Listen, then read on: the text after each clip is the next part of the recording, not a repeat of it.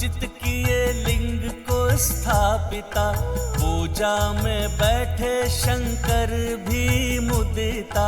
नंदी व तोतला गण भावुक हो आए, नारद सहित देव सारे ही हर्षाए। जय गणेश जय गणेश जय गणेश देवा, माता जाति पार्वती पिता महादेवा। जय गणेश जय गणेश जय गणेश देवा, माता जाति पार्वती पिता महादेवा। प्रभु, क्रोध तो हमसे उन्हीं का अपमान करा देता है जिनका हम सम्मान करते हैं। मुझे अपने प्रभु के दर्शन से वंचित कर। तुम हो मेरे क्रोध का कारण, तुम, और अब तुम ही मेरे क्रोध को दूर करने का कारण बनोगे। क्योंकि यदि तुमने मुझे पुनः रोका तो मेरे क्रोध का बाण पूर्ण रूप से टूट जाएगा, पूर्ण रूप से। परशुराम जी का क्रोध तो पुनः जागृत हो रहा है। स्वामी, आपके आवेश अवतार अपना आवेश त्याग कर गणेश की बात क्यों नहीं सुन पा रहे हैं? एक ओर अटूट भक्ति है तो दूसरी ओर कर्तव्य निष्ठा, दोनों का ही पीछे हटना कठिन है। इसीलिए कदाचित इन दोनों के मध्य होने वाले युद्ध को कोई नहीं रोक पाएगा। प्रभु, मैं अपने कर्तव्य से नहीं हट सकता, इसीलिए यदि आप मुझे अपनी शक्ति से हटा सकते हैं तो हटा दीजिए, किंतु मैं स्वेच्छा से इस द्वार से कदापि नहीं हटूंगा। मैं अपने गुरु, अपने इष्ट पुत्र को हानि पहुंचाने की कल्पना भी नहीं कर सकता, किंतु हमारे विवाद को सुलझाने का मात्र यही एक विकल्प है। On the earth! On the earth! On the earth!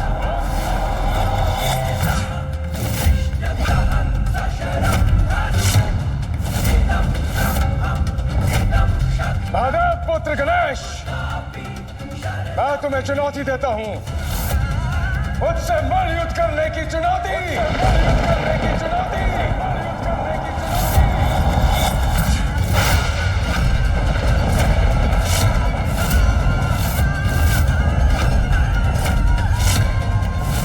मलयुद्ध? ये तो अनुचित कर रहे हैं परशुराम। मलयुद्ध में तो ये पारंगत है, इसमें इन्हें कोई पराजित नहीं कर सकता। क्या तुम्हें ये चुनौती स्वीकार है?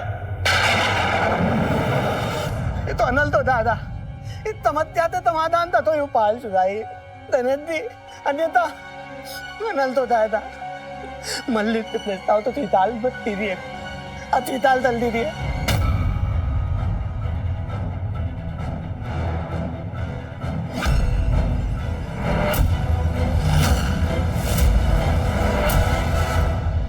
पुत्र गणेश, बालखिल ऋषि की पूजा शांतिपूर्वक संपन्न हो, कैलाश में होने वाले आवागमन से इनकी पूजा में कोई विघ्न न आए, इसका संपूर्ण दायित्व तुम्हें ही संभालना होगा। मुझे आपकी चुनौती स्वीकार है।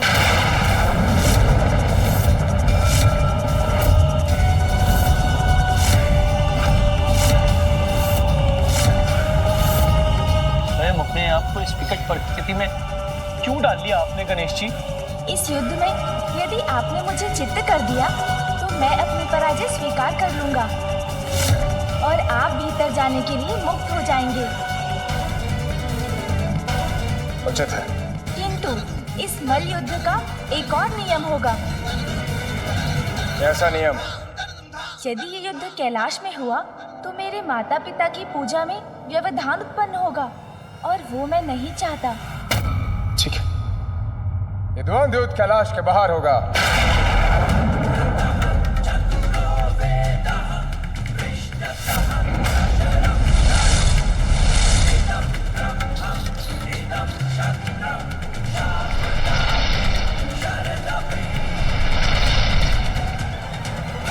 ये आपने कैसा संकट मोल ले लिया प्रभु? आप उनका वेग तो देखिए, हम उनका सामना कैसे करेंगे? चिंता मत कीजिए मूषक जी, बल नहीं चतुराई, शक्ति नहीं बुद्धि, युद्ध में यही विजय दिलाती है। अच्छा, मैं आपके वेग से वहाँ नहीं आ सकता प्रभु, इसीलिए आपको थोड़ी प्रतीक्षा करनी होगी। मुझे गणेश जी को रोकना होगा, अन्यथा अनर्थ हो जाएगा। गणेश जी! चलिए मूषक जी। जी प्रभु। रुकिए प्रभु, रुक जाइए प्रभु, रुकिए। गणेश जी रुक जाइए। गणेश जी। आहत हो इसलिए गणेश जी को रोकने में विलंब हो गया। अब तो यही प्रार्थना है माता, महादेव आपकी पूजा शीघ्र संपन्न हो और आप दोनों स्वयं आकर इस युद्ध को रोकें।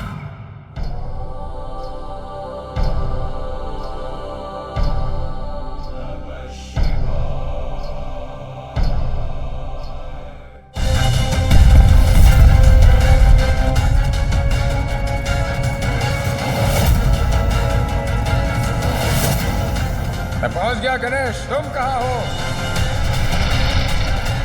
मूषक जी, तनिक शीघ्र चलिए। वे पुत्र गणेश, यहाँ पहुंचने में इतना समय क्यों लग गया?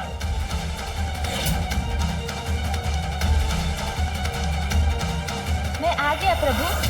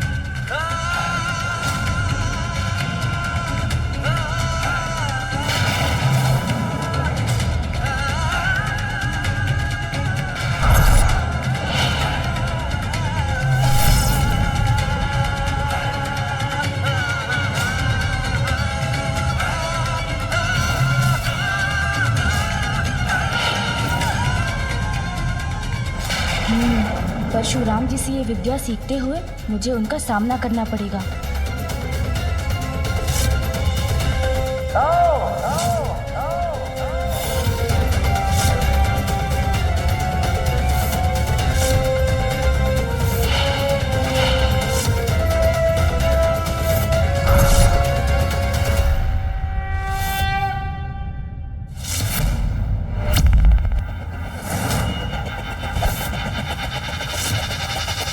आरंभ हुआ है युद्ध प्रचंड, होगा जिसका भयंकर अंत। जिसकी भी हो जय, जो भी हो पराजित, किंतु अनर्थकारी होगा यह युद्ध, परिणाम जिसका होगा मात्रा हित। नियति गणेश के समक्ष ऐसी स्थितियां क्यों उत्पन्न कर रही है कि उसे माता पिता की आज्ञा का पालन करने के लिए बार बार अपनों से ही युद्ध करना पड़ रहा है।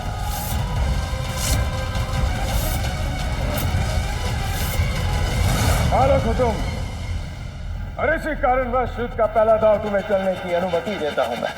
आओ। प्रभु, मेरे पिता की परम भक्त हैं आप, प्रबल प्रतापी हैं, महाज्ञानी हैं। किंतु प्रभु, जो अपनी इच्छाओं के वश में रहते हैं वो अपने क्रोध को वश में नहीं कर पाते। अपना क्रोध शांत कर इस अनावश्यक युद्ध को अभी भी टाल सकते हैं आप। स्मरण रहे, तुम्हें चित करने के पश्चात तो मुझे मेरे प्रभु के दर्शन से रोकोगे नहीं। अग्रतः चतुरो वेदः पृष्ठतः सशरं धनु इदं ब्रह्मम्। प्रतीत होता है, अर्थात अब वो आक्रमण करने को तत्पर हैं।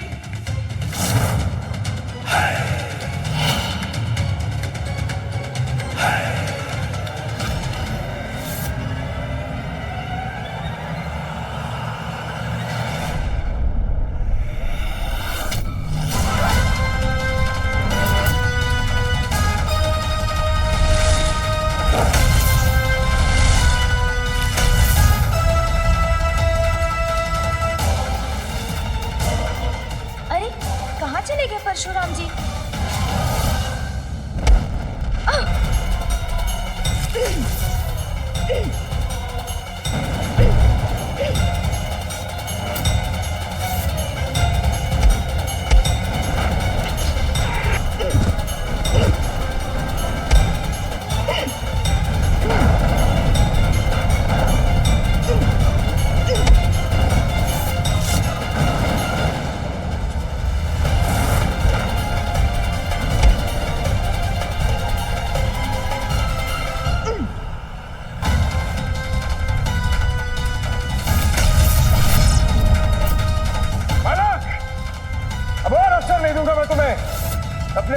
प्रहार से तुम्हें मैं च्युत कर दूंगा।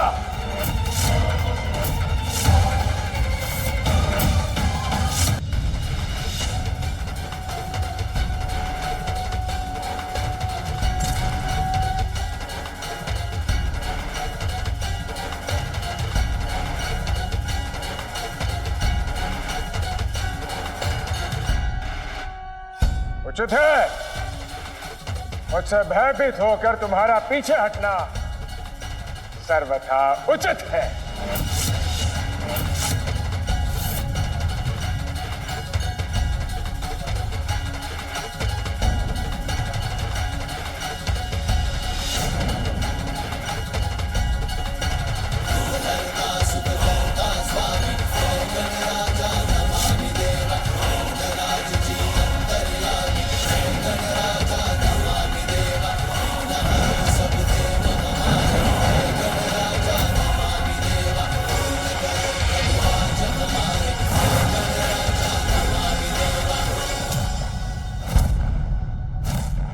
नारायण नारायण, अद्भुत अद्भुत है गणेश जी की दूरदर्शिता। ज्ञात था उन्हें कि ये ग्रह जो है वो परशुराम जी और उनके मध्य आकर विराम उत्पन्न करेगा युद्ध में।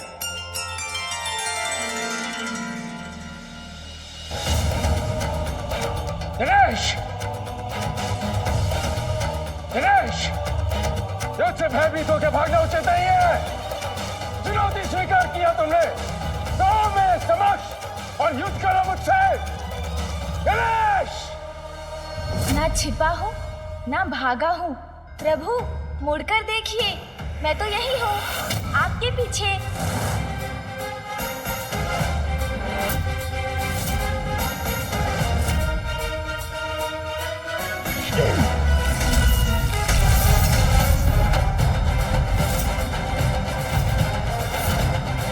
स्मरण है ना आपको प्रभु? युद्ध में विजय पाने के लिए आपको चित्त करना होगा मुझे। अब मैं तुमसे हनुमंती पवित्र मुद्रा में युद्ध करूंगा, जिसमें खड़ग और ढाल का प्रयोग होता है। सावधान हो जाओ बालक। तो प्रभु की समान इस मुद्रा में मैं भी हाथ में खड़ग और ढाल लेकर उनसे युद्ध करूंगा।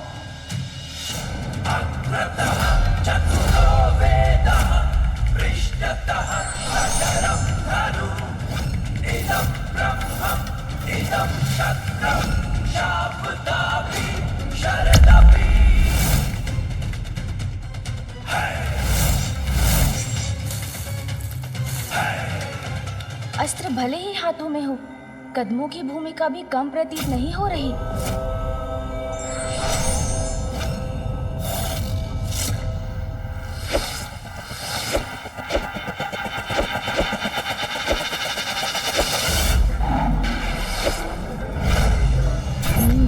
इसमें स्फूर्ति के साथ साथ शक्ति का भी प्रयोग करना पड़ेगा।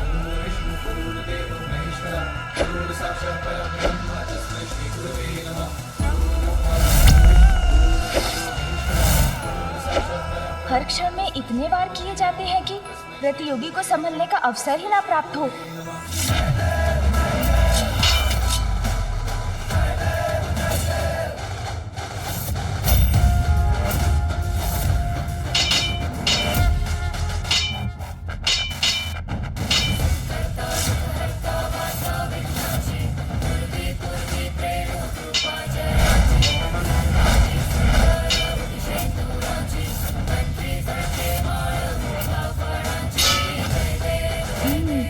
इस मुद्रा में घूमें और वार करें, प्रतियोगी को समझने का समय ही ना दें।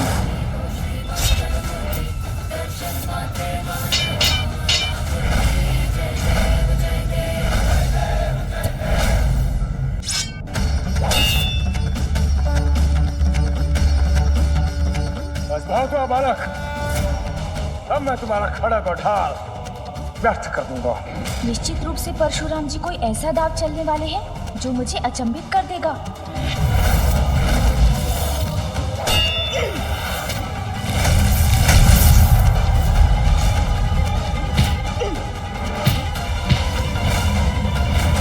अब इस दाव के साथ अंत होगा इस युद्ध का।